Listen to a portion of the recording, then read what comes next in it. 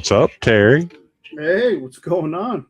How are you today? Well, I'm kind of upset today. Oh, yeah? Why was that? Well, today's Father's Day, right? Yeah. I Why messaged the is it? chat. So why is it every year on Father's Day, us fathers always end up getting a tie or an apron or some socks, maybe even some grilling supplies, and then we're told, "Hey, go fire up the grill and cook us something, Dad." So the socks I don't mind because with my line of work, sometimes I'm too stubborn to go. I always forget to buy socks at the store, and they're always getting holes in them. So I'm waiting until it's basically an ankle armband before I go buy new socks. Now, you are right as far as the grill. Mother's Day, we'll take the wives out, mothers, to a nice dinner. Yep, Everyone's out of the house. She gets us. No, you're gonna cook for us on your day. Yeah. Here's your tools for the girls, Dad. Go cook us something. If there's any mothers watching, please comment. We want to hear the excuses as to why. So I subscribe to a Ron Slay theory that someday men are going to get an entire month for Father's Day. Because when you think about it, women get their Mother's Day, they get their birthday, they get to celebrate all the kids' birthdays and get time off for their kids' birthdays. They get Valentine's Day, they get Easter's all about mamas and kids. And when do dads get equal time, right? Let's not forget when they're newlyweds. No one's there to see the groom. Everyone wants to see the beautiful blushing bride. This is true. This is true. And we're wearing basic tuxedos if we even made the lineup, even for the groomsmen. So someday we're going to get a whole month. I'm here for it. We need to start demanding that as men and as fathers. That has to be project number one. We're going to start marching the streets, protesting. There we go. There we go. We're going to take it to the mountaintop. How's that? Sounds good. So we got you like to tell us about tonight's show. Yeah, we got a nice show scheduled for tonight. As you all know, it's College World Series week, and the finals are being played. Credit to North Carolina. Bounced back today, got the huge win in Game 2 to force Game 3 for tomorrow night. We got a pitcher from Division I baseball, Eastern Kentucky University, that has played the game. So are you interested to hear his story, Terry? Absolutely. Let's bring him on whenever you're ready. All right. We got Mr. Hayden Collins joining us from Eastern Kentucky University today. Hayden, thanks for joining us. Thank y'all for having me. I appreciate y'all reaching out and everything. And yeah, what a fitting time to be on the show talking some college baseball. So awesome timing. Especially with that pitching performance today. That was just incredible. Oh my gosh. I think the last week, some of the pitching performances in Omaha have just been unbelievable. I mean, just unforgettable moments out there. So it's been really cool to see. So I'm going to give you just a couple minutes. Yeah. Give you the floor. We want you to introduce yourself. Yeah. Tell us who you are, where you came from, how you got your start in this game, and how you ended up at Eastern Kentucky. Yeah. Well, thank you guys for the introduction. I appreciate it and everything. But my name's Hayden Collins, and so I'm from Lexington, Kentucky. And yes, it's the home of the University of Kentucky. Everybody wants to talk about basketball and horses and everything, but my interest was always in baseball. My nose was always in baseball. My mind was always in baseball. Like I grew up obsessed with baseball. There's a big part of that was the Lexington Legends. We're a single A team back in the early 2000s here in Lexington. And there was a lot of great players came through the Astros organization, actually. Was affiliated with the Astros. So like I remember like Jose Altuve, guys like that were like some really big, talented, big name players came through. So I grew up going to Legends games. And so that's really where my love for baseball started.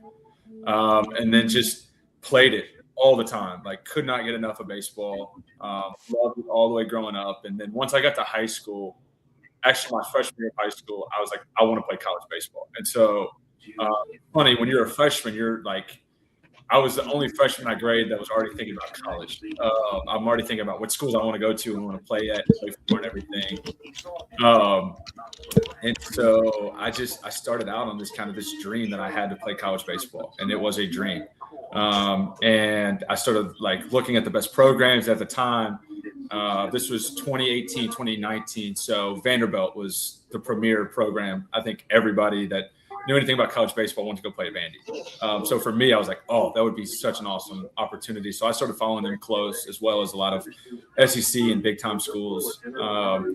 And so throughout high school, I was a good baseball player. I was always a good baseball player growing up, but I was kind of a little bit undersized physically. I was tall, I had the right height, but I was just very skinny as a baseball player. So in terms of recruiting, it was kind of difficult. I didn't really have much of a recruiting process. And then COVID hindered most of that in 2020. I was 16. So your 16U summer as a baseball player is a really big time to get recruited, to get looked at. It's kind of when coaches start to evaluate high schoolers. It's kind of that first year that they can actually get out and see you a little bit.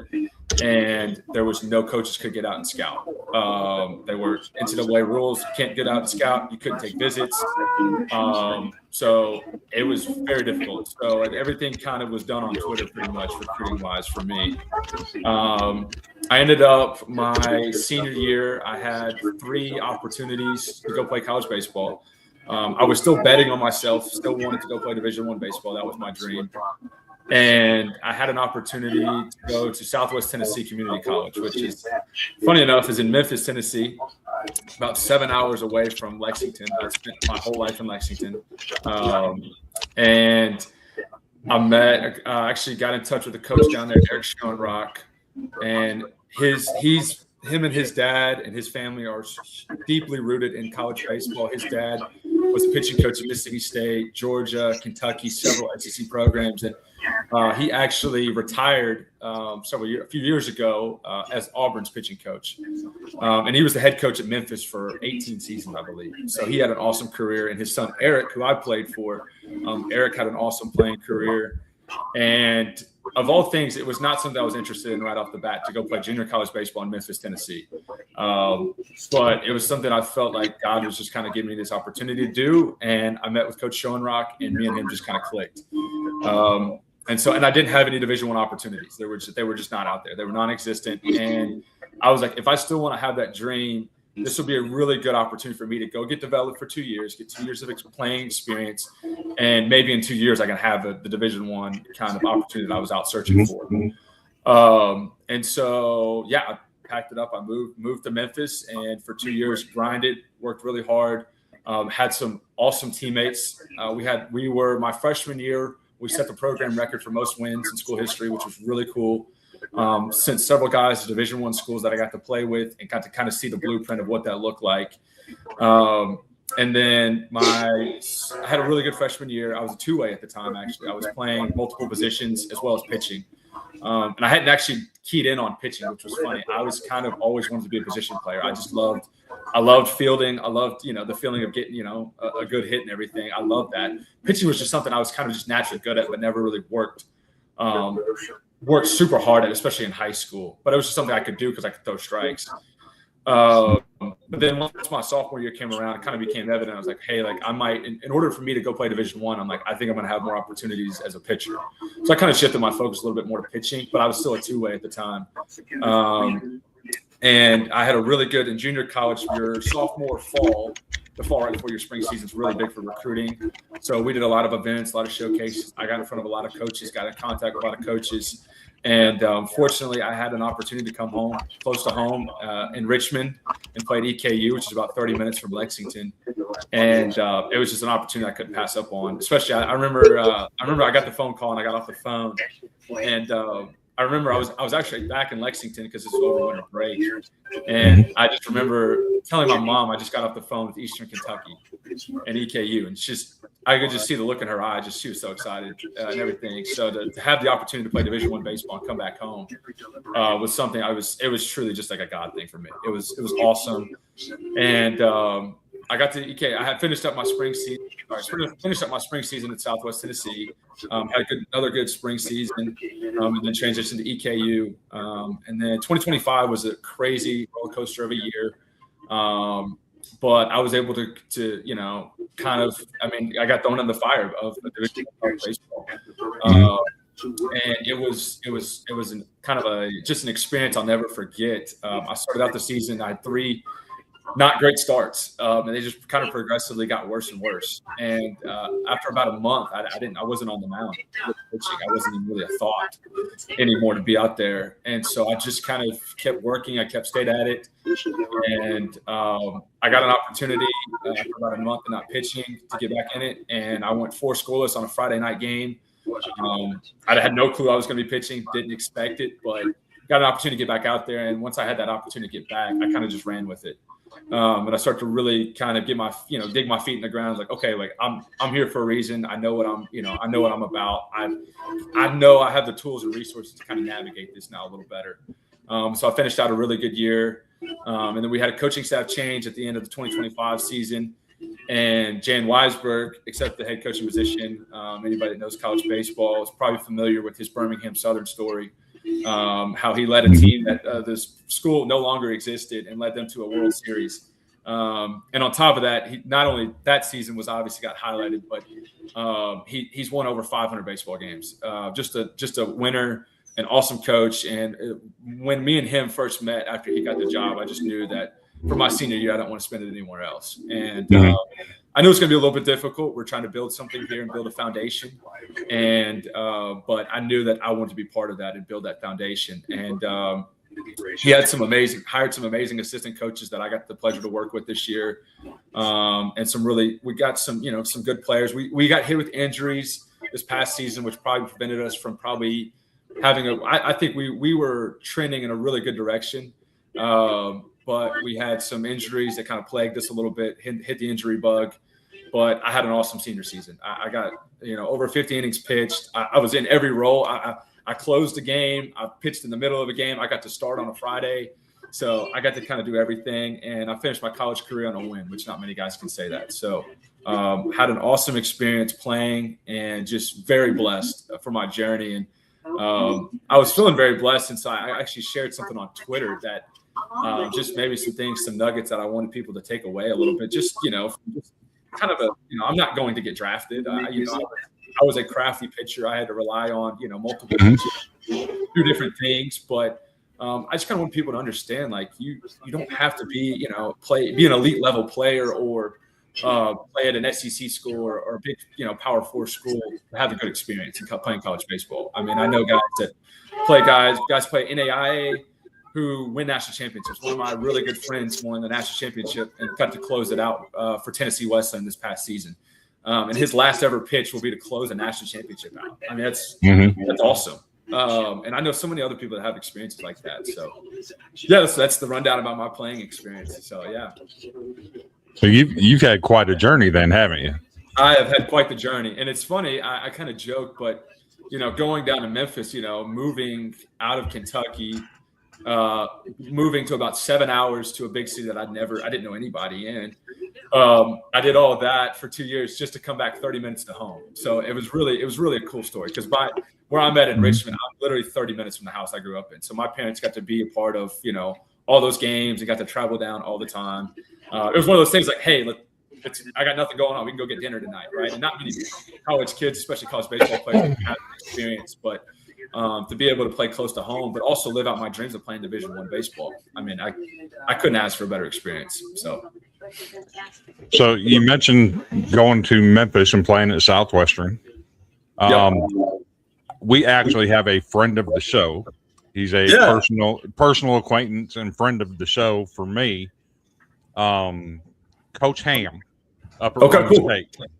Oh yeah, He's been on with us several times. Cool. Yeah. Roan State, all of the junior colleges. I got a whole look at Tennessee. I mean, I feel like I know Tennessee like the back of my hand because of all the junior colleges that are there, all the towns that we visited or drove through with Tennessee. And yeah, I have tremendous amount of respect for that state and all levels of baseball there, high school baseball all the way up through college in Tennessee. It is a underrated premier baseball state, I'll say. And then Columbia State. I actually live in Columbia. Oh, cool. Yeah. Awesome. Yeah. I played at Columbia State twice. Actually, that was my last ever outing. Our conference tournament was there. So I finished my junior college career with a win, and I finished my Division I career with a win. But yeah, Columbia State, very familiar with that. So good Chipotle. Okay. I do that. Yep. So I'm going to let Terry start it off. Fire away with some questions, Terry. Yeah. So now that we're all done, we're all graduated. It appears you might be taking a different path. So like I always, if you watch the show, I like to gear towards like educational questions because I like to find out what somebody's potential plan B is in case plan A doesn't work. And so in your case, your degree that you just achieved, congratulations. Thank you. What is that degree in, and what do you plan on using it towards? Or any other plans you might have? Yeah, so I kind of, my whole goal was to play Division I college baseball. And so professional baseball or anything beyond that, I don't know that I thought it was honestly myself. And I'm a big dreamer. Like I chase my dreams, chase my goals and everything. But I knew that playing professional baseball was going to require a lot more and something that I don't know that was going to be in my future. So I got a degree in sports management from Eastern Kentucky. And I knew probably about junior college that my post-baseball career, because even if I did play professional baseball, it's going to end one day, right? Eventually you have to figure out something. Baseball is not like golf. It's not something you can just play up until, you can play till the next day of your funeral, basically. Baseball ends for everybody at some point. And I was actually okay with that reality. Some people really struggle with that, but I knew that I wanted to. So I made the decision. I was like, I want to get into coaching. I had some really good coaches in my life. Like I said, Coach Schoenrock at Southwest, and then Coach Weisberg at EKU. Being around them, especially, just was like, okay, I've gotten to take so many notes and so many things away from those guys about what it looks like to be successful. So I was like, okay, like coaching is definitely the route that I want to try to get into. It's very hard to start out in from the ground floor, but it's something that if you spend time in it, you do things the right way, you treat people the right way, it can be very rewarding. So I'm looking forward to stepping into that role. I will be a graduate assistant at the University of North Georgia next year, one of the top premier Division II programs in the country. They're playing in the Peach Belt Conference, and they're back-to-back 40-win seasons, and everything I'm hearing, we're going to do it again. So I'm excited for that journey, but I'm really excited to transition into my next role and kind of take all the goals and the ambition and the drive that I had as a player and now transition that into my coaching career. So. Now, when it comes, you said graduate assistant, so you just kind of like show up and then they look at you, observe you, and then kind of put you in a specific position kind of thing? It's a little different with baseball. So graduate assistant, so I'll actually be getting a master's. So, and they will pay for my schooling, which is awesome. And so majority of coaching require a master's degree or prefer a master's degree. I don't necessarily know why that is, but almost all Division I coaches, almost all Division II coaches all have a master's degree of some sort. And so a graduate assistant role means I can kind of help out wherever. I'll be working with pitchers probably predominantly. But it just means I'll be assisting them kind of wherever their needs, practice duties, hitting fungos, watching bullpens, things like that. And game duties, they'll have certain game duties, obviously for me as well. But it's good for me to be able to kind of get my master's degree, which I can kind of carry with me and utilize and build my resume, and also get some experience into coaching and kind of see the behind the scenes, because obviously I've spent my whole career now as a player. What it's like to be in a coach's office, right? The conversations that they have, how do they go about setting up a practice schedule? How do they go about recruiting? all of those things. Now I get kind of a first-hand look at, which I'm very eager and excited to do. Now, so your end game goal would be to basically be the skipper at some major university or any university is long term. Yeah, so. Absolutely. Yeah, that is my goal. I think early on, most of these really good college baseball coaches, they all start out as recruiting coordinators. You see some of the premier coaches at all the good programs. They all got they all made their mark by recruiting. That's how they all got their stripes and everything. And so that's going to be the thing for me is obviously I feel like I'd be good at it, but I haven't had much experience in doing it. So getting that experience to work with them firsthand on the recruiting aspect will be really good. And then being able to probably transition hopefully into a recruiting coordinator role, as well as obviously having some pitching background and working with pitchers as well. And then, eventually one day would love to be a head coach after I kind of see, maybe have my own philosophy, have my own experience. Okay, I think I know how I want to run a baseball program. I think it would be very cool. And so now, like I said, I was very ambitious as a player. I want to play Division I. Eventually, I would love to be a head coach at Division I university. I think as a coach, now shifting my focus into that and saying that would be the dream and the goal to work towards. I'm super excited for that. But I understand it takes a lot of time. I understand there's a lot that goes into it. But eventually the end goal would be something like that. No doubt, to run a premier program would be a dream of mine, no doubt. Now, I just have one last little question since you're going to be starting out. What is a dream school that you would like to, let's say Division I, any of the Power 4 schools? What is a dream school you would like to coach in? Yeah, Chris is throwing up the anchor down. Any SEC school. Any SEC program or Power 4 program, absolutely as well. Especially because of the resources that they have and the locations that they're located in. The resources that the schools provide, the NIL that they have. It makes life a lot easier for those guys, and the location just being centered around anywhere there's good talent, right? And that's typically in warmer weather. So I say SEC, but I would love to be out in Arizona or even there's premier programs out in California as well. That me and Terry talked about that before. Chris is shaking his head, but.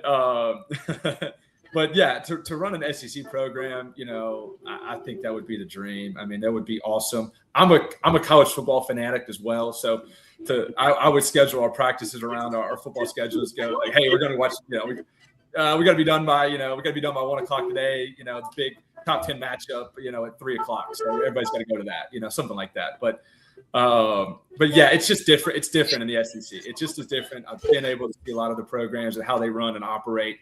And to have an opportunity to run one of those one day would be just be great.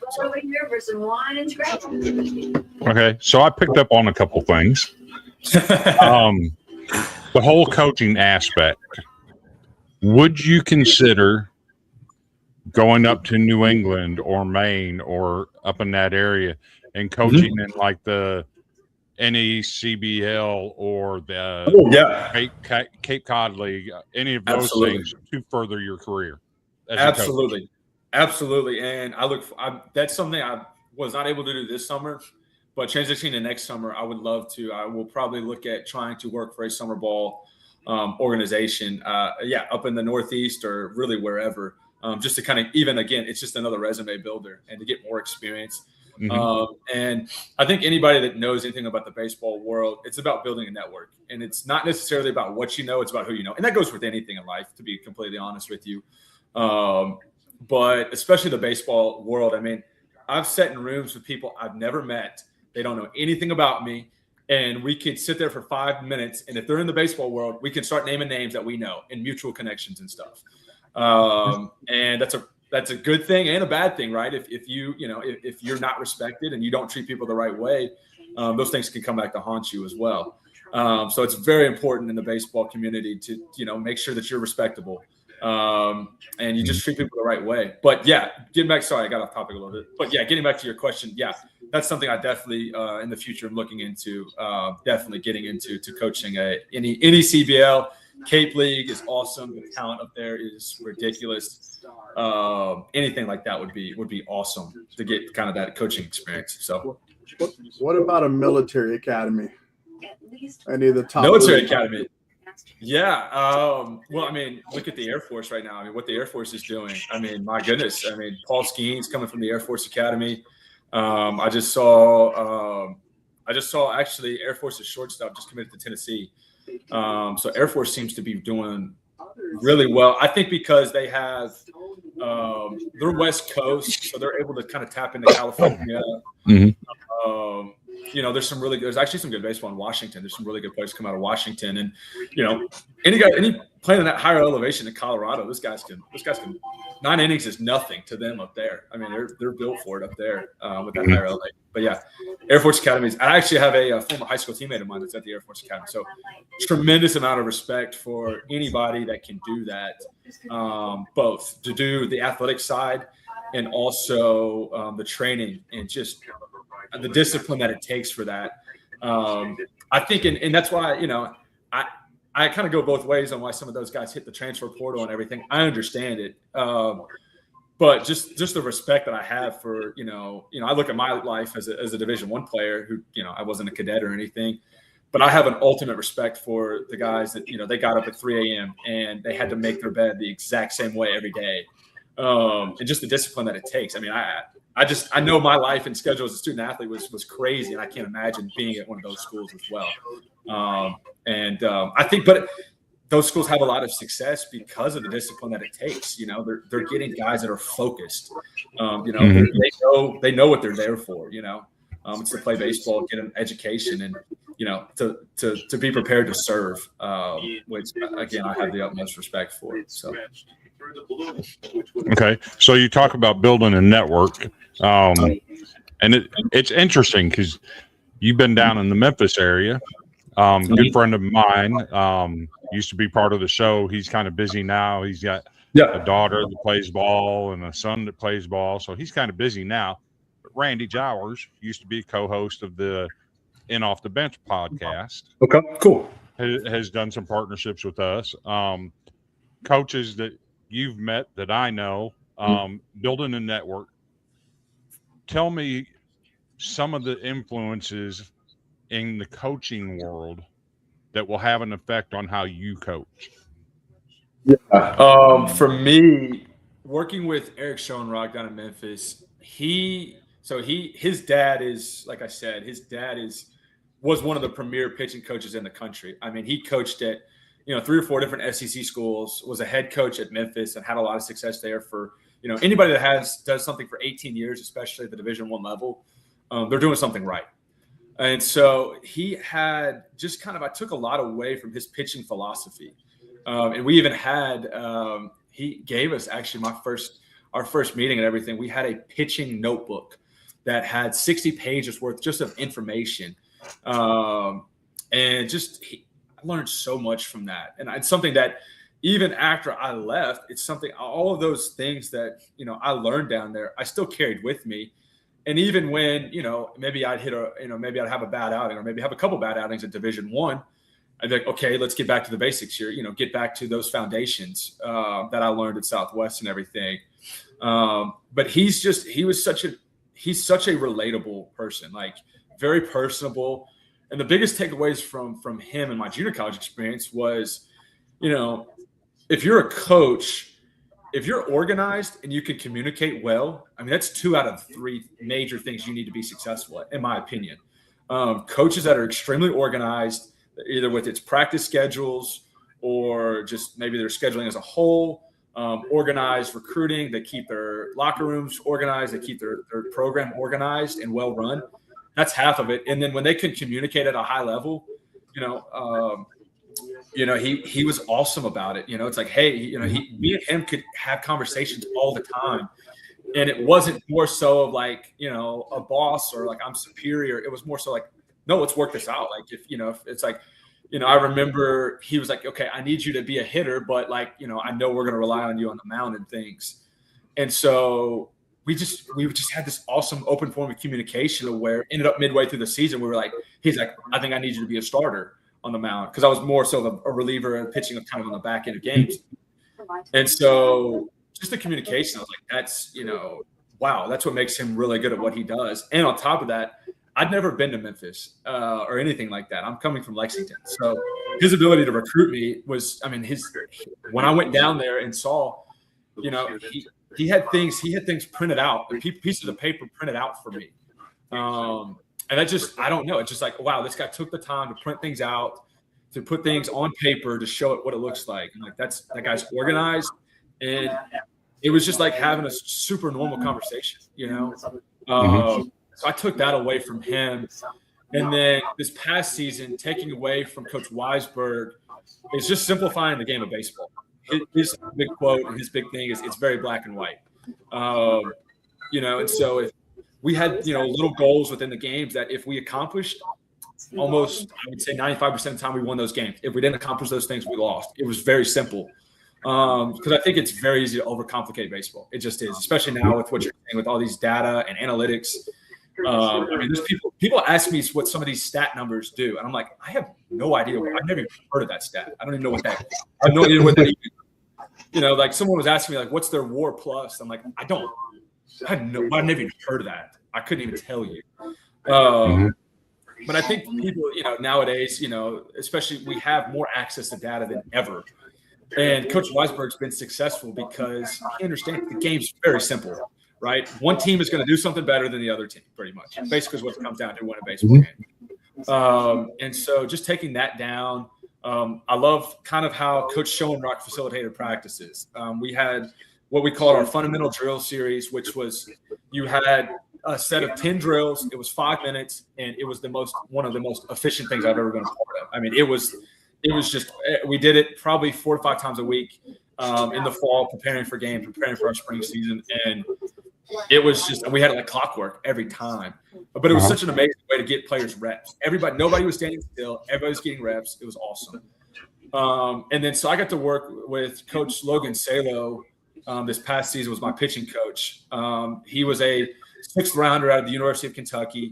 Had an awesome career at the University of Kentucky, was their closer his senior year. I think he still holds the most single season saves record at Kentucky, if I'm not mistaken. But he's from Kentucky, had an awesome playing career at UK, was in the Dodgers organization, got drafted to the A's, I believe, and then traded to the Dodgers organization. And had some injuries, and then with, kind of the minor league stuff, cutting down pro ball, ended up pro career probably got cut a little short, unfortunately. But he got into coaching. He got started went back to University of Kentucky, got his degree, was a graduate assistant with them, and then became their pitching development guy. Helped out with them last year, and then he got a full-time pitching role with us to be, kind of coordinated how he wanted to. And he was awesome to work with. Oh my gosh, just the nuggets that I got to work with and kind of pick his brain, especially because, his playing experience, like he's throwing bullpens with like Clayton Kershaw. Like that's his spring training. Like he talks about this, he's facing Mookie Betts in live at bats, Cody Bellinger. Hall of Famers, guys that have won, guys that'll be, successful for, that we'll always talk about with baseball, especially being tied to that organization. So he was just a wealth of knowledge to kind of tap into. And me and him had another great relationship. It was another thing to where it was like, if we communicated at a high level, like, he was able to pick my brain. What was I thinking? I was able to pick his, and we made some really big in-season adjustments that really helped me thrive. So the biggest thing I would say, kind of running with that question a little bit, it's just communication, just learning how to communicate with players and understanding players are different. I'm a very open communicator. I don't mind harsh criticism. I could kind of handle tough coaching, tough love, but I understand some guys aren't, especially in this day and age. So just being able to, kind of understand who you're coaching, the type of players, the type of personality they have. But I think all of those relationships were working relationships where it wasn't more so like them telling me like, you have to do it my way or anything. It's like, no, like help me help you. Right. Like that's how coaching is. Right. A coach is only as good as his players. Let's call it, like we're seeing right now. There's been several programs, in the last couple of weeks or so, they fired their pitching coaches or fired a hitting coach as soon as the season was over. It is is a tight-knit thing, right? So you have to be able to have that respect for your players, and not just see them as, oh, well, those are my players. I can tell them what to do. Obviously, there's levels to it and everything, but just being able to have that working relationship, where I've seen that and been able to work with those people, it's been extremely successful. So, okay. So I don't know if you can tell, but me and Terry both like to eat. So we're coming up to Lexington, right? yeah. You have inherited the job as Kentucky's next head coach. You're replacing Coach Mangione. Okay. So we're going to come up to Lexington and visit with you, since we were the first podcast to have you on. Yeah. We feel a special relationship. So we're going to come watch you at the University of Kentucky in your first season. We need to know if you're going to host us at your house or if you're going to take us out to dinner. And we also need to know what's on the menu, because that's going to make a difference in what we want to do, right? Yeah, absolutely. I'm going to be honest. There's some, in terms of cooking, I could cook up a steak pretty well, but there's some really good food in Lexington that I would hate for you guys to leave town and not get. Probably, since you guys are the first podcast to host me, we're probably doing Jeff Ruby's downtown steakhouse. I don't know. Are you guys steak guys? Oh yeah. Love anything. Oh yeah, it is. Yeah, it is. Jeff Ruby's downtown is one of my favorites. Steak, can't go wrong. Any cut, unbelievable. The experience is awesome. They got just a beautiful restaurant. It's like we go there for celebrations. It's not a place you just go to like. It's not just casual, like, oh, let's go get dinner tonight. It's like, no, we're celebrating something. So if you guys came out, we're going Jeff Ruby's probably. Tony's in Lexington's another really great option. It's pretty much it's similar to Jeff Ruby's. Steak, seafood type, really good. One of my favorite is Merrick Inn. It's an older place in Lexington, kind of a local staple. But they have this fried chicken. Charles Barkley actually mentioned it. Charles Barkley was talking about it whenever he came up to Lexington to call a game this past season, and was like, it was the best fried chicken I've ever had. So if you guys like fried chicken, we're going to Merrick Inn. Merrick Inn has some awesome chicken, but Lexington has a lot of good local spots like that. So I would take care of you guys. We're hitting some good local spots and everything. We're eating well, no doubt. Okay. I'm down for that. Mark that down in our little notebook, Terry. That 100%. He's taking us for. He's taking us out to eat in Lexington. Yep, you'll have my word. So I want to get in a little bit with NIL and the transfer portal. Now, I'm not going to ask you any specifics on NIL if you got any or any of that thing. Please do. But, we talk anything about that. I'm curious to know, as you're moving from JUCO to D1, obviously you have to announce that you're available for D1 programs. I don't know if that's considered going in the portal or not. What was that experience like to make that transition? Yeah, so for me, luckily with junior college, you don't have to get in the portal. They treat junior college, they just like a high school player pretty much in terms of the admissions process, in terms of there is no portal you have to get in or anything like that.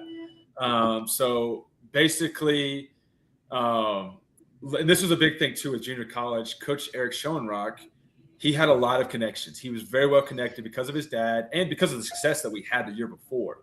And he put us in a really good position, me and my teammates as well as he still does it, in a position to get viewed and looked at by other coaches, whether it be, we even went to Indianapolis. Indianapolis has one of the biggest junior college showcases in the country every fall. 300, 400 college coaches will go there and watch junior college games for the whole weekend.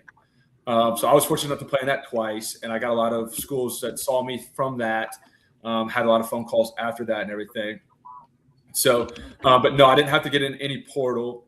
And even last year, especially with the coaching changes and kind of some uncertainty here at EKU, I was at one time, I was one of the only guys that was not in the portal. I I did not feel comfortable getting in it yet without having really good advice or some hard conversations with some people. I just did not feel the need to until I was advised to kind of do so with that. But yeah, with junior college, it was just pretty much it's like a high school player. You know, they have an opportunity for you, whether it be a scholarship or a walk-on. Coming out of junior college, I had a walk-on opportunity.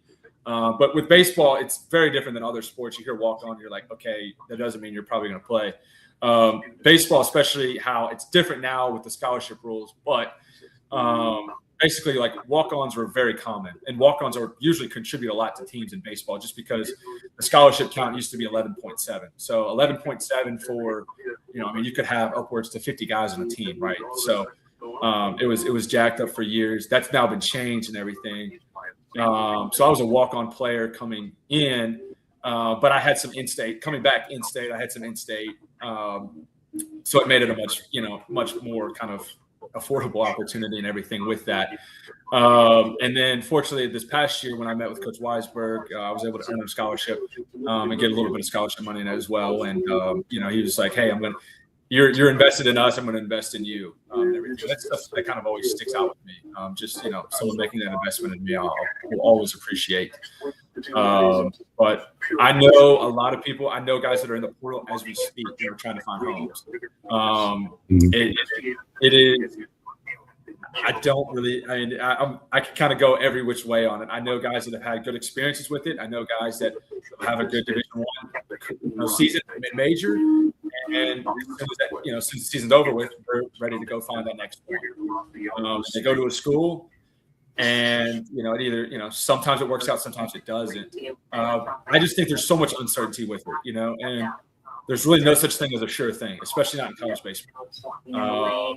It's just it is so different what you might get. And yeah, I can kind of go anyway. Any questions you have on the portal? I didn't enter it myself. I luckily didn't have to deal with it, but I know so much. I know a lot about it because, like I was telling Terry earlier, our hitting coach here at EKU I was asking how it was going. He said he's like, it's portal combat.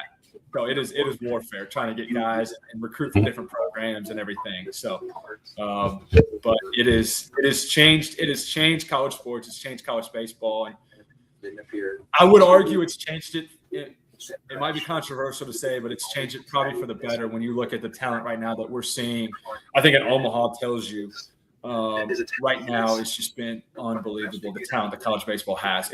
I don't know that it's ever been like it has like this before, top to bottom. Just every level's filled with just the most talent we've probably ever seen. So, okay, you mentioned teams in Omaha, and two of those teams that have gone a long way. West Virginia was in the Final Four, and Oklahoma is in the finals. Oklahoma has a bunch of JUCO guys on their team. Several junior college players. West Virginia had a bunch of D2 guys that were Division II starting guys, pitchers for them. Yep. As an athlete in JUCO, you see teams like that. How does it make you feel as a player? Oh, absolutely. I mean, it ambitious. I mean, that's what, seeing that was what drove me. And so I remember I was making the decision in high school because I had an opportunity to go to a Division II school, or I could go junior college. I had two junior college offers, or I could go to a Division II school. And so obviously I had this Division I dream. That was what I wanted to do. Right. And so I remember we were actually on a visit to a school in Florida that junior college I was visiting at the time. And I remember for 3 to 4 hours that night in our hotel room, I was with my mom and my dad. I was on a laptop just like I am right now. And I'm going through every Division I roster that I can think of and counting the number of junior college guys that they had. What programs were doing it? Were they successful? I'm not joking. It was a 3 to 4 hour. I could probably dig deep into my files and find like the spreadsheet that I had. But that was like, I was like, okay, like and listen, I was one of these people that was set on playing Division I. But I was like, if I go junior college and I don't get a Division I opportunity, I'm like, at least I tried, at least I put, kind of, all my cards on the table. I said, if it doesn't happen, then I'll go play, somewhere else. I'll go play at a good program at any level and just enjoy my 2 years after. But seeing a program like Oklahoma take a bunch of junior college players, especially, where they're located, and with Skip Johnson, the head coach, being from Texas, the Texas junior college path right now, and Terry's from Texas. The Texas junior college system is unbelievable. There are some legit teams, some legit players that come out of that. And right now, with especially with the portal and everything, coaches value experience more than anything. Like, that is more so than, they can go to all the high school games, they can watch all of that, but they don't know at the end of the day, they don't know how those guys are going to react when they get into a college campus and get on a college environment and you put them in a Division I baseball game. And I'll even say, coming from a junior college that we played some high level baseball, Division I baseball is still very different. It just is. That talent, I can't even, just the margin for error as a pitcher. In junior college, I could miss to the wrong side of the plate and still get an out and it not bother me. I've had numerous times in my Division I career where I've missed, I'm talking by inches, and the ball goes 400 feet over the fence. That's just the level. And it's not just limited to, I played in the mid-major, but it's not just limited to, the mid-majors are still, their 1-2-3s are just as good as anywhere else's 1-2-3s in the country in terms of their competitiveness and their ability. So right now, what you're seeing with West Virginia, which I love it. I love it that they're taking Division II guys. This past season, EKU, our shortstop, Pedro Moreno, he was a Division II guy. Had never played Division I, but he was awesome. Oh my gosh, he was a 300 hitter.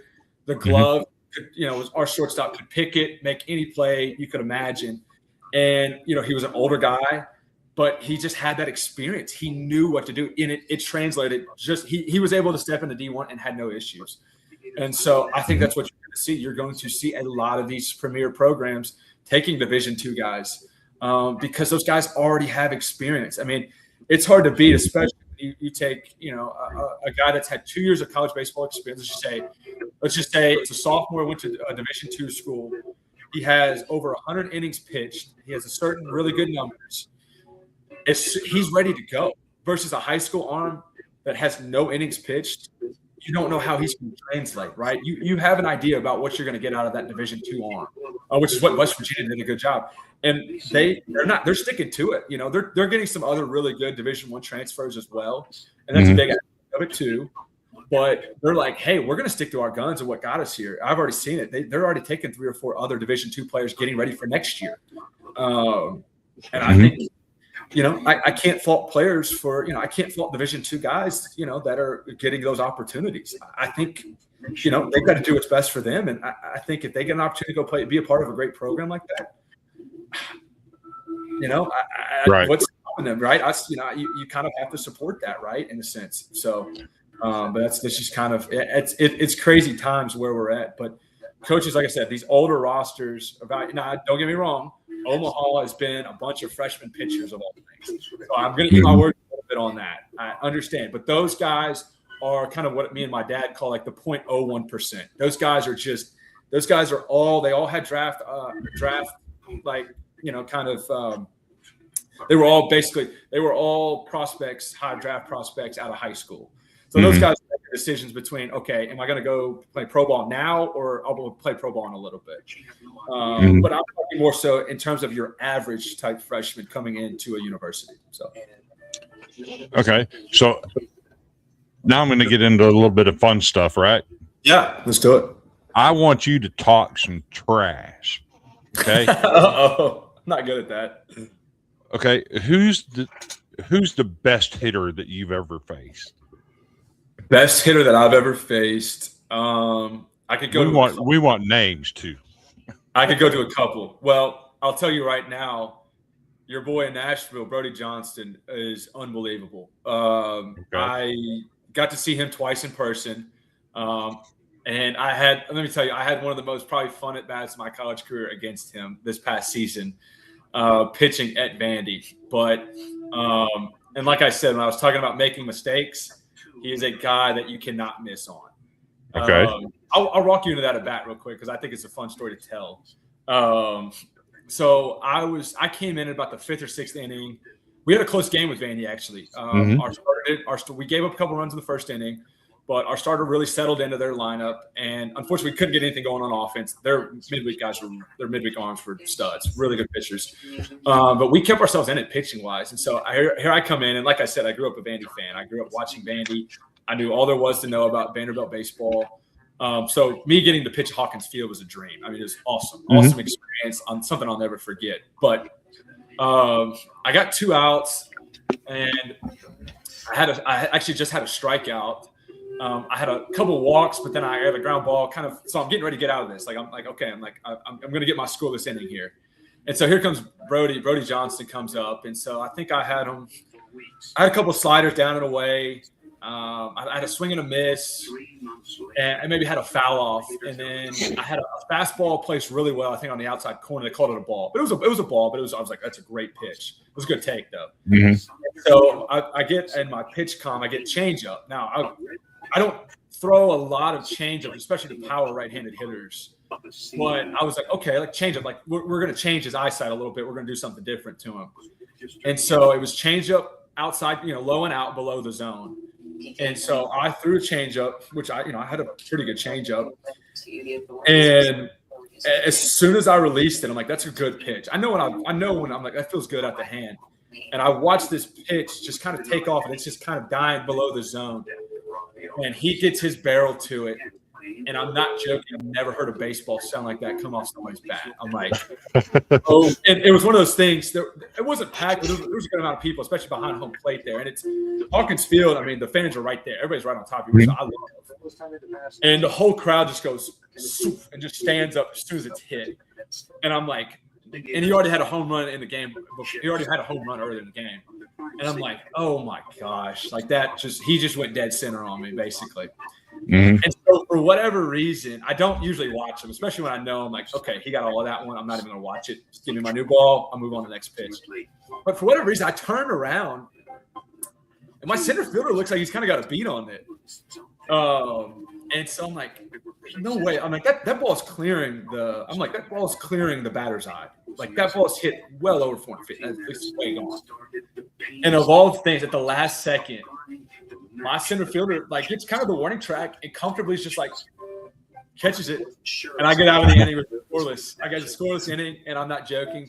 I've never grinned. I've never had a bigger grin coming off of my face, smiling ear to ear. Oh my gosh, it was just a really cool experience. We shook hands with Vandy after the game. I'm like, dude, that was awesome swing. Good at bat, best of luck moving forward. But guys like that, you just tip your cap. But he was one that was Brody Johnson was I think he's going to be draft eligible next year, and you're done. If he continues to trend the way he's trending, I think you're dumb if you're not taking him in the first round of some sort. If you're an organization, really talented player. One guy will go. Sorry, now back to other guys that I faced that were really good. There's a guy that's transferring to the University of Arkansas next year. His name's Zeb Allen. He played at Central Arkansas, who's in our conference.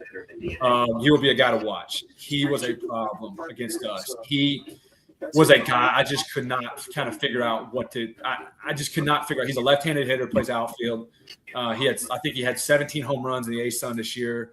First team all A-Sun, just a really good player, just a really good all-around player.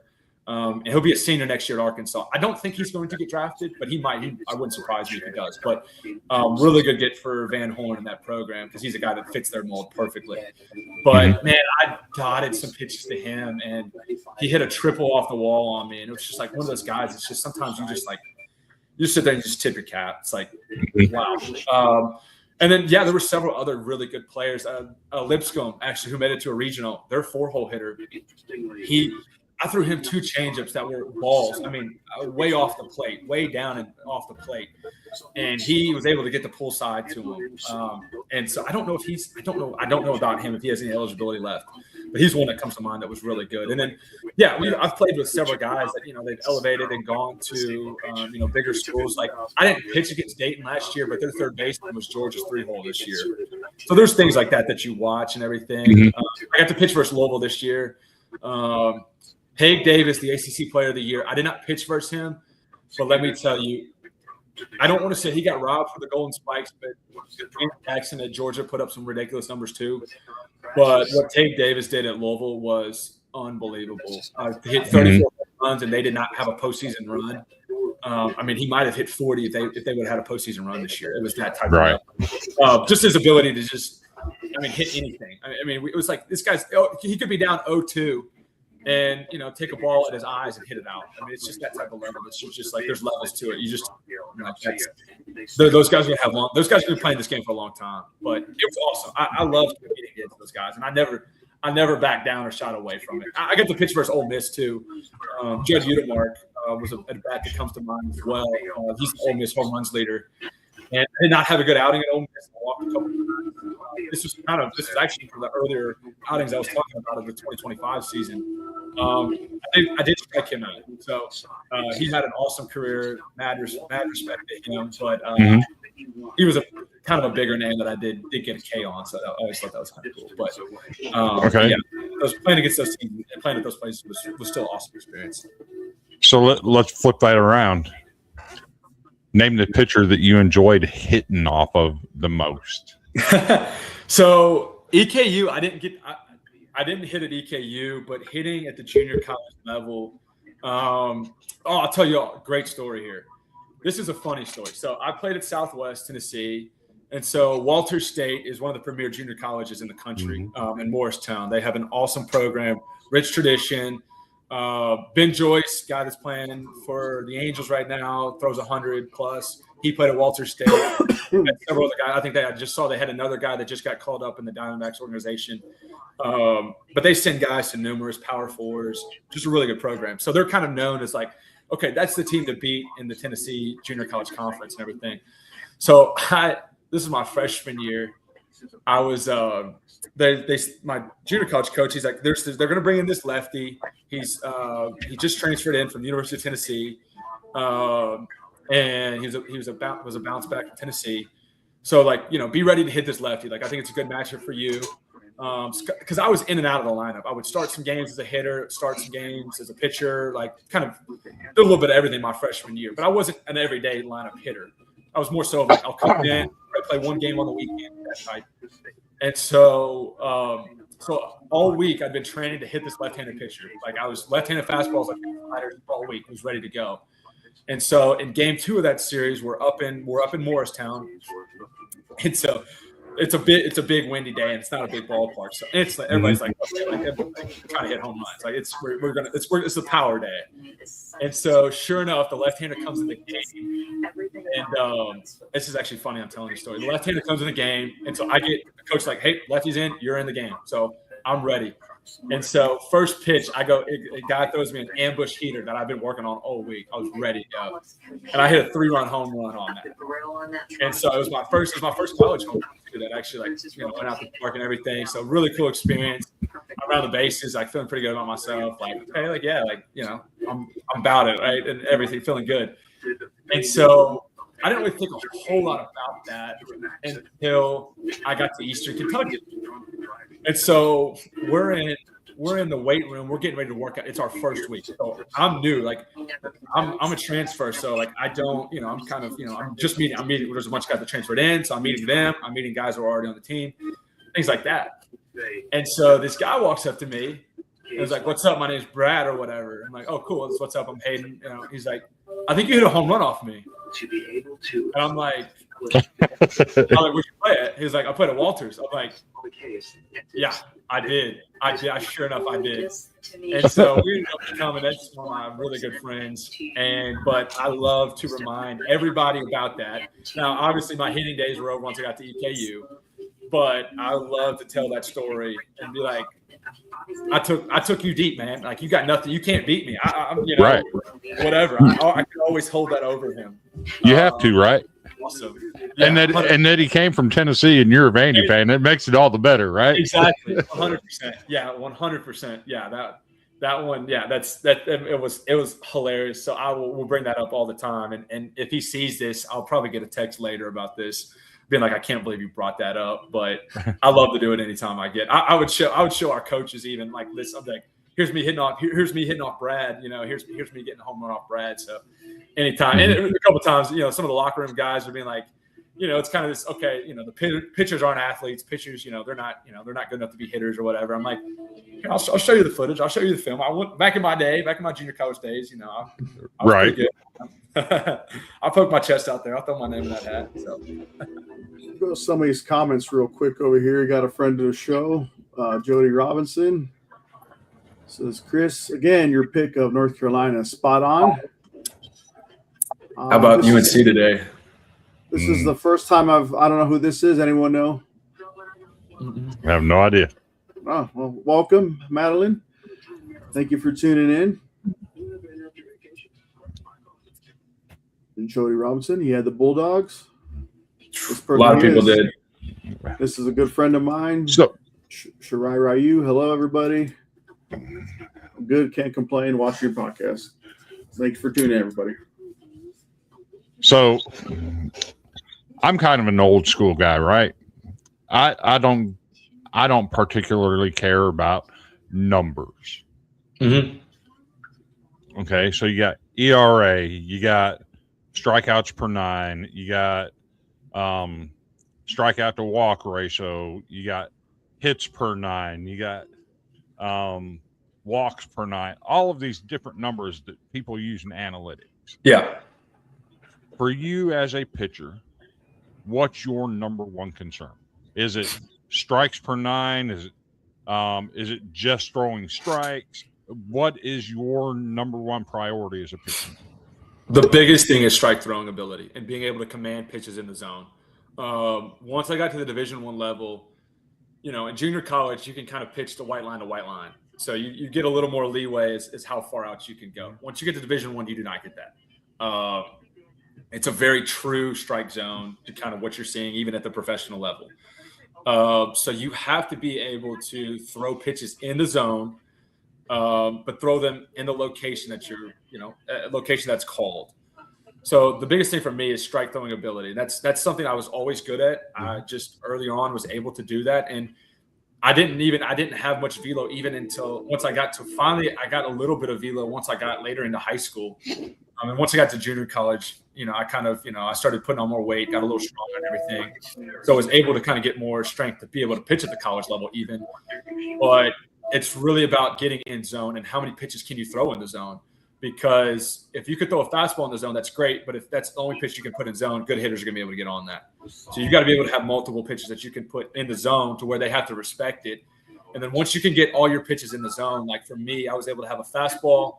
I had a fastball this past season. I brought a big breaking ball in, kind of a spike curveball. And then I had a slider that was always my best pitch, kind of a slider sweeper type deal. And then a changeup. I could throw those pitches at any count that I wanted to for the most part with comfortability to put it kind of wherever I wanted to. And that's what allowed me, because I didn't have to blow it by velo. For most of my career, most of my games, I was 87 to 88 on my fastball. I had a little bit of cut to it, which is a little bit of moving away, which is good. But, and then I would hit 90. 90 was about where I top at. 90, 91 is probably where I top out at most of the time. So I really had to rely on putting pitches in zone. So in terms of stats, the biggest thing was obviously like you want to see low walk numbers. Like if your walks are down, it's like, okay, that's a good thing. Being walks down, and then we have something at EKU that we tracked a lot, which is like first 2 out of 3 pitches for strikes, right? Like a good pitcher, that's what you want to do, because this is something I learned at junior college actually, that the biggest difference is batting average is OPS, slugging, like for hitters, and the biggest difference in a count is a 1-2 count versus a 2-1. Hitters have, like when they're at 1-2, they're hitting like almost below 200. When it's 2-1, opponents and hitters are almost hitting over 400. Like it is this huge, big discrepancy and big drop off and everything. So it's so crucial to go get strike one. So first pitch strike percentage was always a big thing for me, because it kind of allowed me to kind of dictate the at bat. I wasn't pitching defensively after, right? Go get the strike, first pitch strike. Now, if I could go get that second one, now I'm cruising. Now I get to determine this whole at bat, right? Now that hitter's feeling uncomfortable. So ERA is a big one that pitchers look at, and ERA doesn't always tell the story, in my opinion. because you can have a really good pitcher that has one bad outing and it jacks up his ERA. And I had a kind of a respectable, but my ERA this year was pitching at about a 5, which is in this day and age with college baseball and the power that we're seeing is pretty respectable. And I had a 4 the year before. Like ERA doesn't always tell the story. I feel like as a whole, you want to see, and strikeout numbers don't as well. I know guys that are high strikeout guys that they either have a lot of walks or they also give up a lot of hits as well with those strikeouts. So it really is hard to kind of watch and look at any statistical category and determine like what makes a good pitcher. But I think when you look at, the guys that have under 3 ERAs and they have over 50 innings pitched, it's like, okay, they're doing something right. There's no doubt that those guys are doing something right. Pace per 9 is inflated because of, if you're a reliever and you only throw 1 inning and you get 3 strikeouts, well, it's going to be, you're going to have a crazy K per 9 and everything. But you want that walk to 9 to be down. And the whip actually, which is your walks and hits and your innings pitched and everything, which is it calculates that. That's also a big factor because it's able to see how many guys you're getting on base per inning, basically, when you pitch. So you want that to be kind of below a 1.4, 1.3 range. Anything below that's pretty elite. So when you look at like a guy like Mizorowski right now, they're talking about in the Pro Bowl, like his whip per inning is unbelievable because it's like 0.7 something, which he's basically allowing no base runners every inning, which is right. Like that's what you're after. So the statistical stuff, and listen, there are other crazy statistical numbers. I can't even know what stats they are. Like MLB is Pro Bowl, especially MLB has just like ridiculous numbers and stuff. But it's kind of easy for me, telling if a guy's good or like respectable is like what's his strikeout to walk ratio is a big one, right? Like, is he able to get a lot of punch, a lot of swing and miss, and can he keep the walks down? That tells you a lot. And then, batting average against is another one too. It doesn't tell the whole story because you can give up hits. Like I was a guy that gave up a lot of hits, but I was able to, for the most part, limit the damage, right? Keep those guys from scoring. So some guys might have a high batting average against, it might be, 300 even, but they, their ERAs can still be down because they're able to manage that. So there's just kind of a lot more that goes into it. It's really hard for pitchers. Now, hitting wise, you can kind of tell like, okay, that guy's really respectable as a hitter statistically. But pitching, there's just so much more that kind of goes into it, I feel like. So I'm going to ask one last question, and then I'm going to let Terry take over asking you some questions for a little bit. So in today's day and age in the college game, you see a lot of pimping home runs and bat flips and all this kind of crazy mess. I'm okay with a bat flip. And pimping a home run to a certain degree. Yeah. Well, let's say a guy hits a home run off of you. It's 110 off the bat. That happened.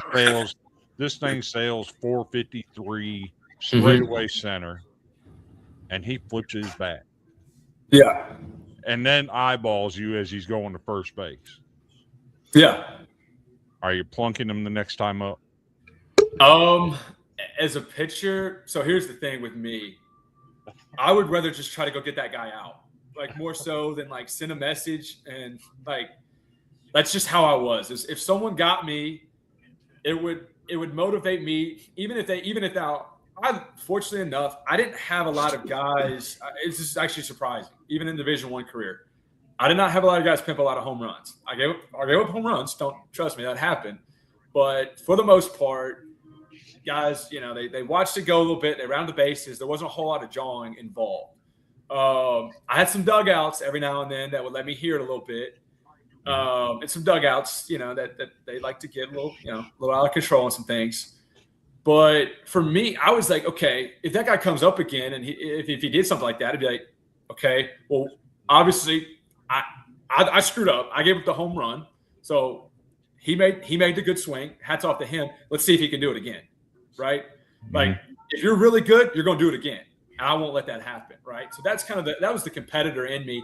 And I was not a guy that would just want to give up a free on base. That's just how I was. Now, there's some guys, listen, the Nolan Ryans of the world that I love and respect. I love that style of ball. I think it's awesome. And I think I miss a little bit of that, having that a little bit of that fire. I think it made, baseball just a little more fun and interesting. But I was a guy that I was focused on getting outs as much as I could.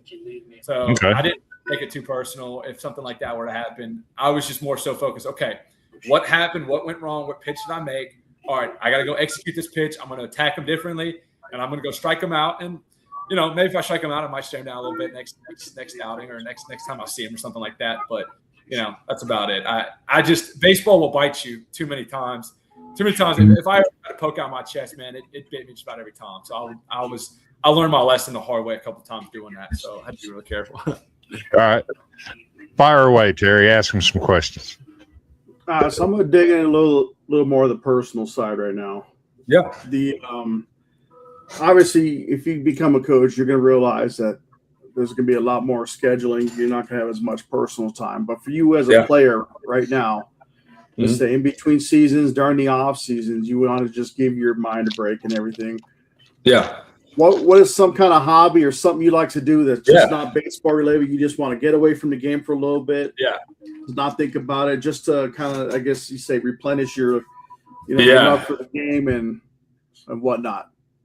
Well, I'm fortunate enough to be in Kentucky where there's a lot of things to do outdoors and everything. So I like to hunt and I like to fish. I grew up doing that with me and my dad.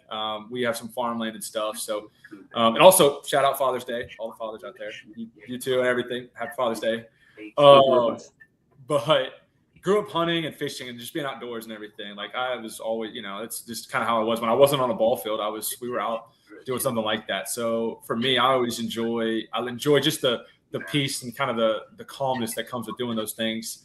Just being by myself outdoors. So whether it's sitting in the deer stand for a few hours on a cold November day or something like that, I love it. Or just getting out on the creek with my dad. We'll go fishing or we'll go, find a pond or something, anything like that. Those are probably what I'm doing. I'm also I'm a sports guy too though. So I had no trouble with especially in the fall, when we would have, inter squad and stuff, as soon as I'm done with that, I'm going home watching college football. I'm watching College Game Day before, I love sports, so I don't mind, and I also I'm one of these weird guys too that I love college baseball so much that we'd be on a bus and I'm watching it on YouTube. I'm watching other games on YouTube, so I never had an issue with there was a couple of times I'm okay, I need a baseball break today. Today was a rough game or something like that. I'd be okay, it was a rough game. I need to direct my mind on something else. I go watch a movie or something different to get my mind off baseball. But and I'm also very big on my faith too. That's another thing, reading and being in touch with my faith and everything, reading the Bible and everything like that. So that's another thing too, another great way for me to take my mind off baseball. And trust me, there are days, where it just, oh my gosh, I've had so many times where baseball has consumed me or become my everything. And trust me, I always say baseball is not a good religion to follow. It is just not. It will. Oh my gosh, it'll tear you to pieces. It is just not. It is not a good religion to follow. So I don't recommend anybody put it above. Make it their everything. It's good to have goals. It's good to love it, and I have a very healthy love for the game. And it's taken me a while to get to where I have that appreciation for the game. And that's just kind of come with age and maturity and everything. But but when it comes to spending, off time, and I work out too.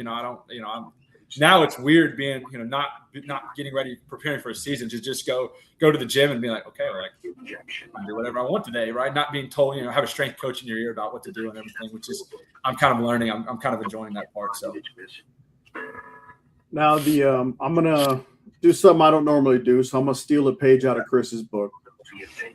So you talked about consumption, bad days eating away at you and everything. Oh yeah. Let's just say you had a really bad outing on the mound and you got lit up something you've never experienced before. Nothing went right. Yeah. And you just feel like the smallest person in the world at that point in time. And absolutely. Unfortunately, the game did not end up in your guys' favor because nobody could recover and you felt like it was all your fault. And you're probably second guessing yourself. So let's say that long bus ride home, or even if it's a home game, whatever, you're by yourself and you want to talk to somebody. Yeah. Whether it's your phone, whoever, roommate, who's the one person that you would want to talk to kind of, I guess, give you that jump start, remotivate you, realize, hey, this is just one game. It's not always going to be like this. I'm laughing because I know he's laughing watching this right now. And there's probably a big grin on his face too. It's my dad. Without a doubt, it was my dad. Like he, I joked. I said, dude, you're like my sport. He was like my sports therapist, my agent. Like he wore so many different hats for me over the years and everything. But he didn't play baseball. So that I didn't, I was never forced on me to go play baseball, which I was fortunate enough as a kid to have a very healthy love for the game. It was not forced on me. I didn't, my parents supported me. They supported my love for baseball always, and they still do today. But his whole thing was, he would only kind of get on to me if I had a bad attitude or my effort wasn't good. He didn't really care about performance. It was like, okay, like baseball's a game of failure, right? Everybody knows that. Everybody knows you're going to have bad days and everything. But it really took me to my last year. That's the funny thing. It took me to my last year of really playing, this past season, to kind of be able to figure out the mental aspect of the game. Okay, and trust me, I had a bad game this year. Our first opening game, I gave up a home run, and we ended up losing the game.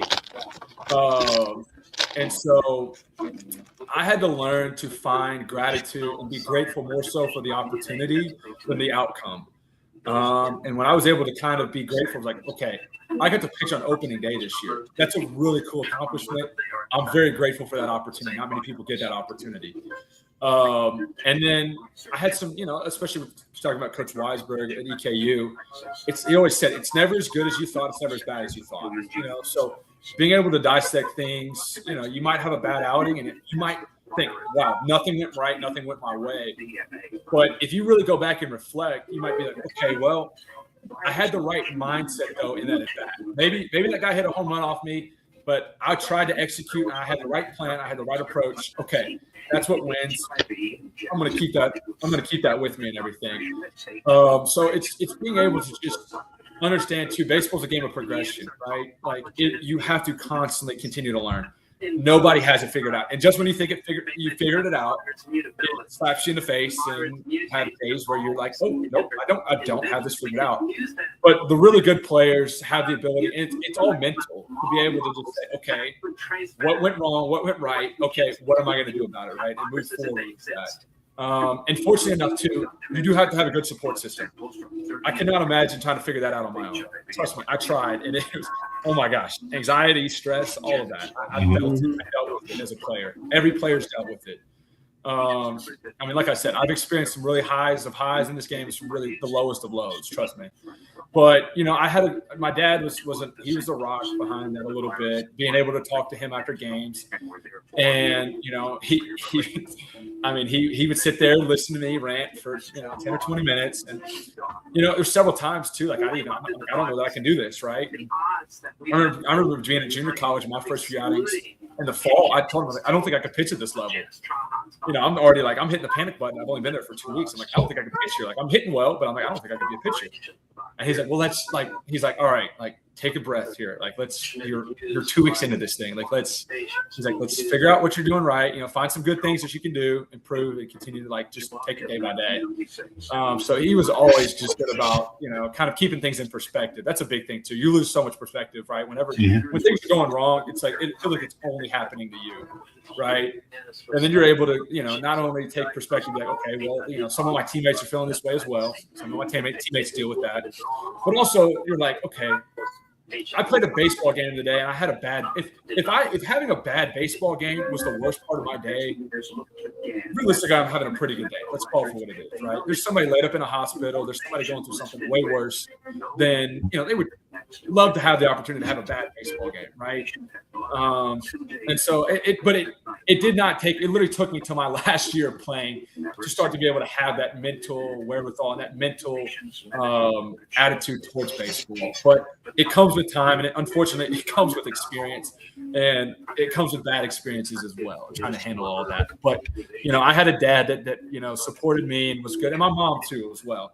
But me and my dad, because my dad could stay up later than my mom, so we had some late night conversations over the phone, either if I was in person or just all over the phone and just chatting things out. But this past season, I was really, and again, good coaches help as well. Good coaches really make all the difference in the world to be able to, sit there, especially the ones that don't write you off after a bad one. They know what you're capable of. They're like, hey, I know what you can do. I know it was a bad outing. Let's work on something. Let's change it up. let's get out. Let's get ready for the next one. That's how I want to be as a coach. Not giving up. I understand it's cutthroat at times, but not giving up or writing someone off. I think it's a big thing as well. So I'm going to throw a couple 70-mile-an-hour fastballs at you real quick. Let's do it. Are you a coffee drinker? I am not a coffee drinker. No. Okay. I asked that because we just took on a new sponsor in the last couple of weeks. Okay. It's Cocaine Coffee. If you give me just a minute, we're going to take about a 40-second commercial break. Let's do it. We'll be right back. Sounds good.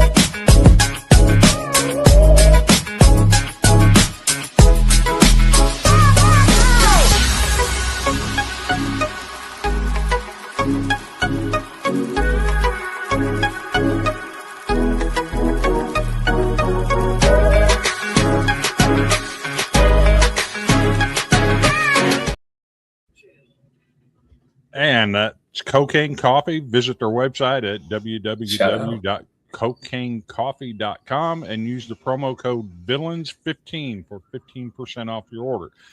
Now, my next 70-mile-an-hour fastball. When you're on the field, is it gummies of any kind? Mm-hmm. Bubble gum, dip, or seeds? So yes, that's a good question. Actually, I don't know. I've been asked that. I always, if gum was available, I was a gum guy. I'm chewing some gum or something like that. If there was a day where now EKU, we'd have some like Gushers. Like Gushers was my go-to snack. That's a horrible thing for baseball players to eat, by the way. I don't necessarily recommend that. But maybe a shameless plug. Shout out Gushers. I would down some bags. Also, we had Uncrustables in the dugout this year. The little PB&J sandwiches. Oh my gosh! Those were if I knew I wasn't pitching that day, I was doing the 9-for-9 challenge with Uncrustables. I could get almost pretty much trying to keep my playing weight up and everything. So yeah, that's what . But no, I don't dip. I know that's a traditional, and my catchers would and stuff, but no, I never could. I know guys that could play with that stuff in. I was like, there's no way I'd ever be able to do that. But yeah, if it was maybe some chewing gum or something, but yeah, I would find some good snacks, and then yeah, I was always the Gatorade tester, see how good the Gatorade is today everywhere we went. Okay. University of Louisville had the best. I'll always. You could ask me about the game and stuff. I might not be able to tell you a whole everything about the game, but I was they had their Gatorade stellar about the dugout and everything. So one thing to always remember: if you go to Vandy for a game, they're not going to have orange Gatorade. It's just cross that one off. We do not do orange at Vandy. The reason I ask that is because we have another sponsor, Chinook Seeds. Go to ChinookSeedery.com. Use the promo code Golden Broom for 10% off your order. They've got any flavor of seeds you want. Lemon pepper, hatch chili, my personal favorite, the cinnamon French toast. Oh my God, the amazing seeds. Get you some. Help support a good show here. Other than that, shout out to the 93 people watching, by the way. We got 93 people watching. Let me ask you about your experience at Vanderbilt. Yeah, let's do it. They're famous for two people that sit in their stands, Jeff and Preacher Franklin. Yeah. So Jeff is the one that's behind home plate up in the up in the stands close to the press box. Yep. Preacher's the one that sits over on the third base line right behind the Vanderbilt dugout. Gotcha. Did you get to experience both of them, and what was your opinion on that? So the Whistler, are you talking about the Whistlers? Yes, sir. Yeah. So I have a funny story to tell. The first ever game. So I went to 2019. We were going down from Lexington to Destin for a high school baseball tournament type thing. We're going on spring break. And so I had just become a really big Vanderbilt fan in high school. It's my freshman year of high school. Good year. And so they're playing. It was a great year, by the way. They're playing Tennessee on a Friday night in Nashville. And so obviously going Lexington, anywhere you're going south, typically you go through Nashville. So like I was hoping that we would go to this game. I was like, oh my gosh, it'd be so cool to go to that game. I was dropping subtle hints to my dad and parents like, Vandy plays at 6. Vandy's playing at 6 tonight. Like, oh my gosh, like, oh, like we'd be cool to go over there or whatever. And like was hoping. And so I remember we were stuck in traffic in Nashville, and I'm like just hoping we could. I'm like, oh my gosh, it'd be so cool to go to this game. And so my dad finally, I was like, I don't know though. I want to keep on getting on the road. And so my dad was like, all right, like, is that game going on now? I'm like, it's getting ready to start. And he was like, all right, we'll go check it out. So I was, oh my gosh, I was so stoked. This was my first Vanderbilt game ever. And so, and they're playing Tennessee, and this is one of the Tennessee's first ever years. Like they were top 25, Garrett first team. Tennessee was starting to kind of get their, like, you could see it, like the vision was about to happen there as well. So it was a big matchup. And so, so we get into the stadium. I'm like, oh my gosh, it was like a Rudy moment. I felt like Rudy, like looking at that field, like how Rudy looked at Notre Dame in the movie. For me, I thought it was such a cool experience. And so we're sitting there. We didn't know anything about the Vandy Whistlers. I had no clue about the Whistlers. I didn't know that was part of what they did. I didn't know anything about them. And so my dad, who just has this selective hearing or whatever, he's hearing these whistles, and they're loud. Like it is, especially it echoes off the football stadium. And it was a packed out game. And he is just losing his mind. Where's that coming from? Who's doing that? Like asking people around him, who's doing that? Where's that coming from? He's like, I'm about to lose my mind. Where is this coming from? He thought they were playing it over the speakers and stuff. He was like, is it coming from the speaker? He was lost. And he was trying to gauge. He was looking up every section. Luckily, we were sitting behind, Tennessee's dugout, kind of in between the dugout and home plate. So we had great seats. And so he was just losing his mind. I never would forget that, looking for the Vandy Whistler. So we always joke, if we're ever lost in a store or like in a mall or something, we'll do the whistle or whatever to try to find each other or whatever. So that was kind of a running joke whenever we went on vacation stuff. Playing there though, I don't know if they took a break during the midweeks, but I didn't really hear it. I'll be honest, on the field. I don't know. I think more so for me, I was just kind of tuned into the game, and like, such a cool experience for me.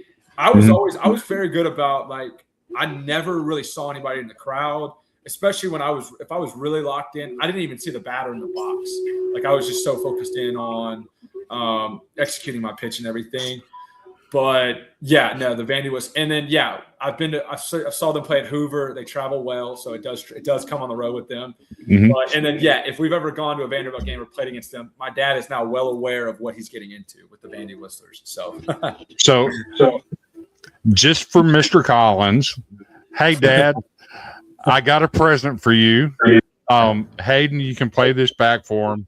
This is Preacher Franklin. This isn't Jeff that sits behind home plate. This is Preacher Franklin down on the third base side.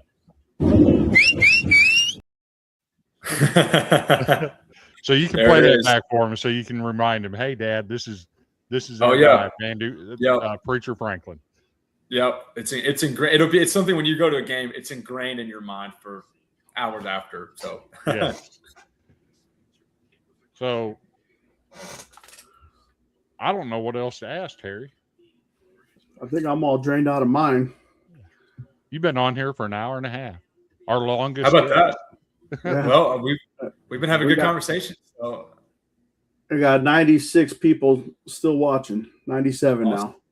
Awesome. But Okay. in a few, is there anyone? Well, okay. First, a couple things. One, you'd like to share your socials for anyone to hopefully increase your following through the show. Yeah. And also give a shout out to anybody before we head on. Then before you go, like we'll talk backstage. As you know, I usually have questions I'll just ask afterwards. Yeah. My socials for Twitter, it's Hayden_Collins 8 or X now. I'm so used to calling it Twitter. But yeah, if anybody, I put out something about a month ago, just kind of what I learned in my experience with college baseball and everything. And it generated a lot of views and got, I ended up with, I think, let's see, I'll check it real quick. Yeah, it's up to 360,000 views, 400 retweets, 2,000 likes, 100 comments and stuff.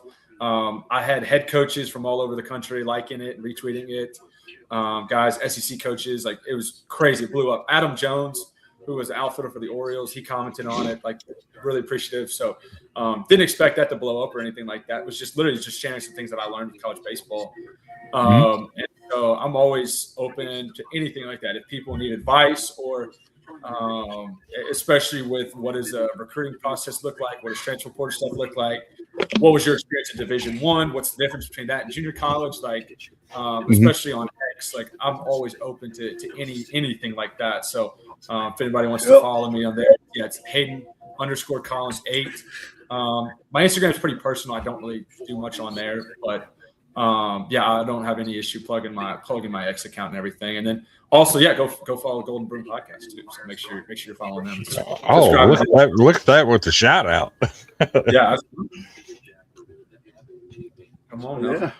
Yeah. Where were these 101 people earlier in the show? When he's talking smack about plunking other hitters for runs, man. We're gonna have to go back and watch that segment. No. Well, we appreciate you coming on. It's been a fun talk with you. Absolutely enjoy hearing your story and how you got to where you're at. Your future plans. Hopefully you can make it in the coaching world. Again, thank you for coming on and being willing to sit and talk with us for a little while. Definitely be following your career. Hopefully you'll be following ours. Absolutely. If we can take off somehow and hit the moon with this thing, let's do it.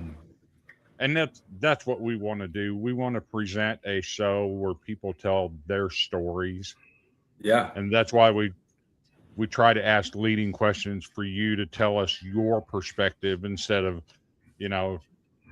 the sugar-coated stuff, right? Yeah. It's more fun to hear your story. You've got a great one coming from Lexington, Kentucky, Richmond, Kentucky, going to Memphis, your travels, players that you've played with and against. We appreciate that so much.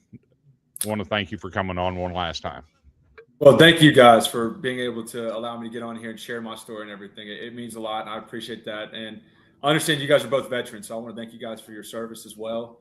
That is far beyond anything sports-wise or anything like that. I have the utmost respect for anybody who served. So I appreciate you guys for that. And I'm excited to follow you guys as well. And I hope this thing does take off the moon. So, all right. Without further ado, Terry, who do we have next week? 1 second, because I don't want Jody Robinson to lose sleep over this. He asked, what was your glove model? Glove model. So I was always a Wilson guy. I loved Wilson. Especially when I was a position player, but EKU had to deal with Marucci. So I had just one of the Marucci standard pitching ones. I don't know. Actually, I don't have it with me right now, but I got to customize it in my junior year, and I just kept it for this year. So I didn't need a new one or anything. But yeah, Marucci took care of us. They've got good gloves. So shout out Marucci. Ooh, the A2000.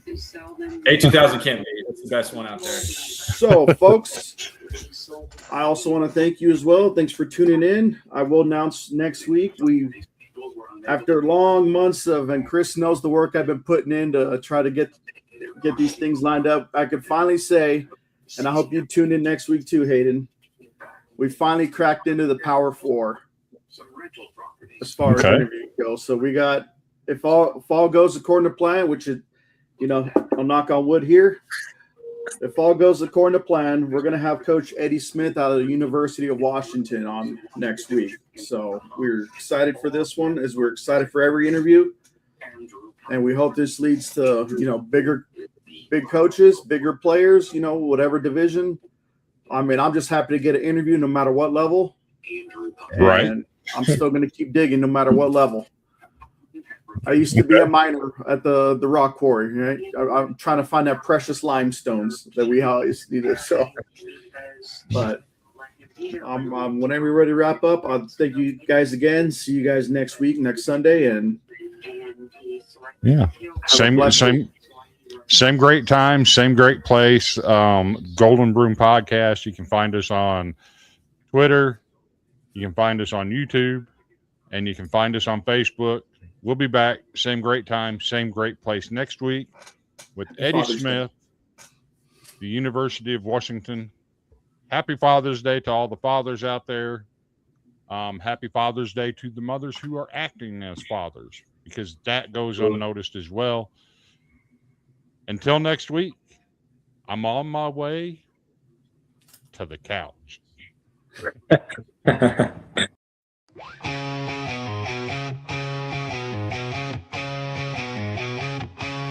On the diamond where they play, sweeping competition every day.